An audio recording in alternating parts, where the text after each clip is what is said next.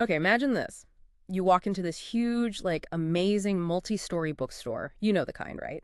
Feels cozy, smells like paper, just shelves everywhere. But then, plot twist. What if that quiet, safe place was actually the front line?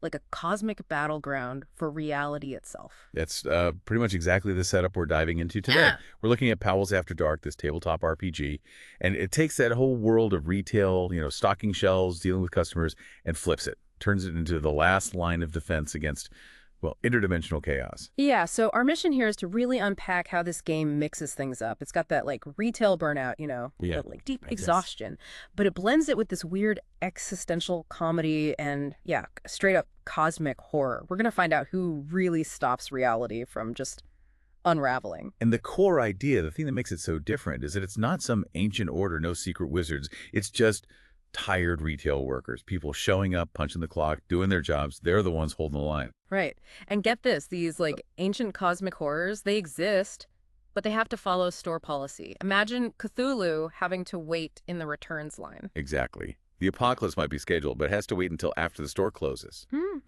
Priorities. So let's dig into that core concept a bit more, because it really does turn cosmic horror completely upside down. It's not like Men in Black or secret agents. It's just bookstore employees.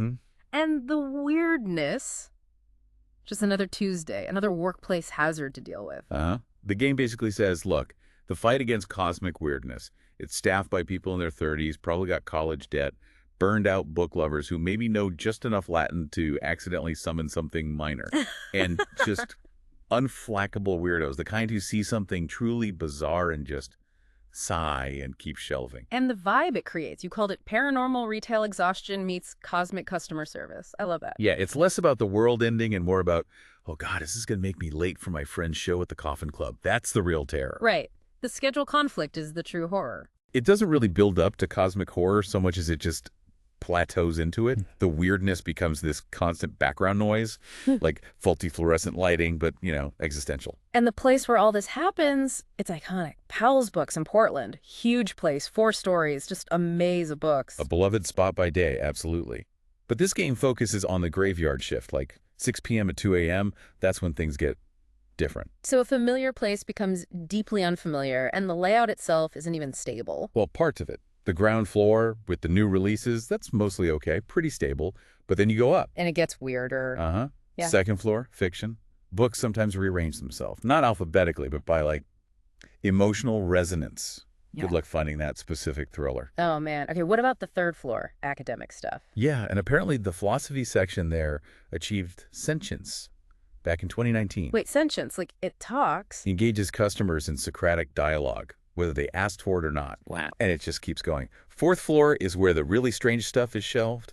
Then below ground, there's sub-level C. Which officially doesn't exist. Officially, no. But that's where you find the Poetry Collective. And something called temporal returns sounds ominous. And a break room may be best avoided. And a fifth floor that just appears sometimes. Sporadically. And the rule is, never go there alone. Always bring a buddy. And, importantly, a shop steward. We got to talk about the shop steward later, but first, some of these specific sections sound amazing. The cookbooks. It's emotionally synchronized. If one starts weeping, they all start weeping. Usually in French, apparently. Oddly specific. And the poetry section. Limited sapience. It eats metaphors, literally consumes them from nearby text. Okay. And the self-help section, also sentient. Yep. Files its own incident reports, offers existential advice, probably judges your life choices. Oh, fantastic. What about mystery? Goes recursive during lunar eclipses. And there's a very strict warning. Do not follow any fictional versions of yourself past aisle 9. How would you even know? Okay, never mind. Lost Jerry that way. So the story goes. And ironically, the metaphysics section. It acts as a psychic damper. You'd think that'd be ground zero for weirdness. Right. But no, it seems like all that dense philosophy actually helps keep reality anchored. Like psychic control room. Wild. So, okay, who are the people dealing with all this? The player characters. They're basically your classic retail archetypes, but with a twist. Each role blends the mundane job with some kind of supernatural or at least reality-bending ability. Okay, walk me through them. The floor walker?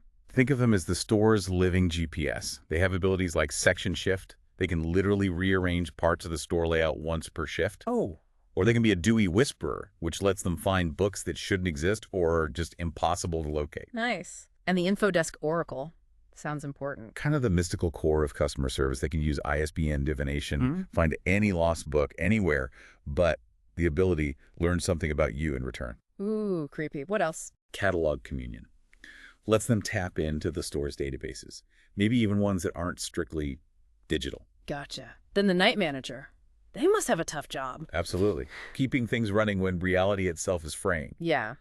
They can use the overtime clause. Which does what? Lets them invoke forgotten store policies to actually bend reality slightly.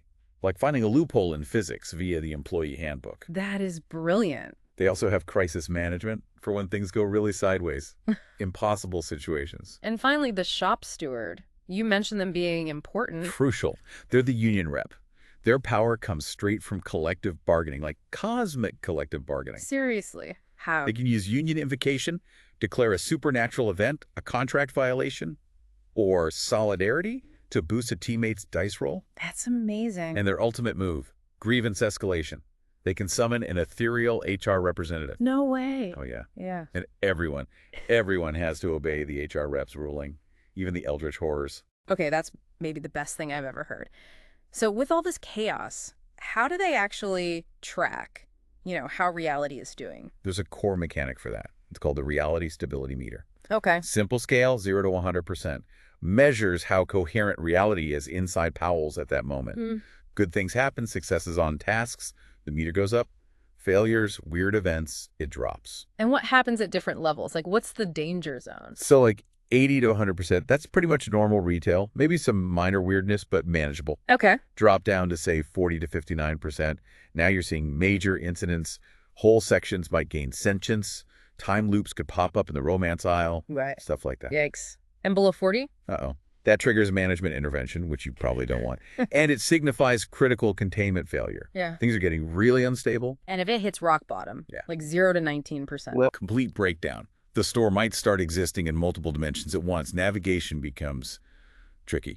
So yeah, the main goal is always keep that meter above 40% if you can. Keep things relatively stable. But the real anchor, the truly wild part, seems to be the union. ILW Local 5, the Interdimensional Literary Workers Union. That's the one. Yeah. And yet it's kind of the secret sauce of the setting. The union doesn't just represent employees against management. It represents them against, well, everything. Supernatural entities included. So the union contract covers negotiations with cosmic beings. Apparently so. They're protecting labor rights and the entire freaking cosmology. Get out of here. What are some highlights from this interdimensional union contract? Oh, they're fantastic. You've got rules like no open shelving after midnight because the dimensional veil gets thin. Makes sense. There's a clause. Cataloging is not claromancy. Means you can't be penalized for failing to, interpret omens while shelving books. They've even got break room dimensional anchoring. This specifically ensures the microwave, the coffee machine, and the table stay put in our baseline reality. The essentials must be protected. Absolutely. Hazard pay for time dilation incidents. That's time and a half, by the way. Yeah. And crucially, the right to refuse work in an active poltergeist zone unless a shop steward is present. That feels fair, actually, given the circumstances. And you mentioned the shop steward can summon HR. The ethereal HR rep, yeah. Whose rulings are binding. It just raises this incredible question, doesn't it? What happens when collective bargaining becomes a literal cosmic force? It's kind of the ultimate power fantasy for anyone who's ever dealt with a bad boss or, soul-crushing bureaucracy.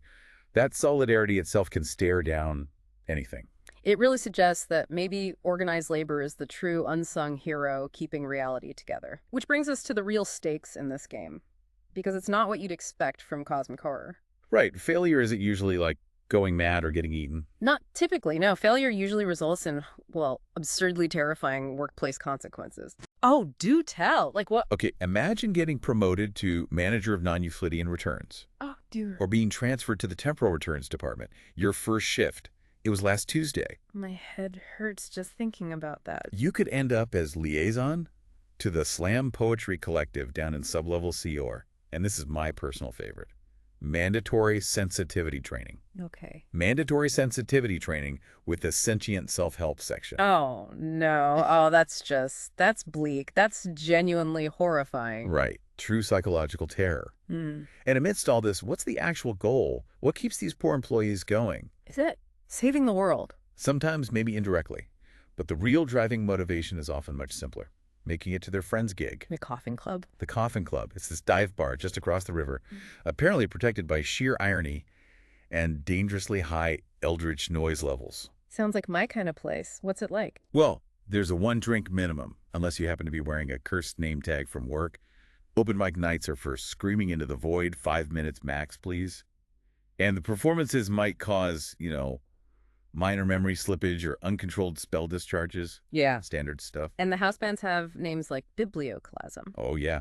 They perform sonic catalog destruction. Hmm. There's also the Wailing Lists, a shoegaze band that apparently sings entirely in MRC-21 cataloging format. Okay, that's commitment to a bit. And Existential Crisis, whose lead singer might be an AI trained on Jungian trauma journals. Naturally. So why is getting to this club the big deal? Because often the actual win condition for a game session isn't stopping the apocalypse. It's just making it to last call at the Coffin Club without getting, and I quote, cataloged, filed, or processed for return to the store. Huh.